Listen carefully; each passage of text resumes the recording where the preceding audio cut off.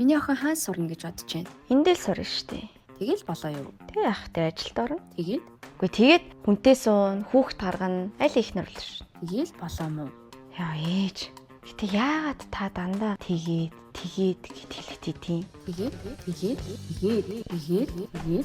яг яа гээд байгаа юм бэ? Тэгээд олон соёл үзэхгүй мүү? Анио. Тэгээд олон улсын олон найзуутай болохгүй мүү? Тэгээд дэлхийд өсөлдөхгүй мүү?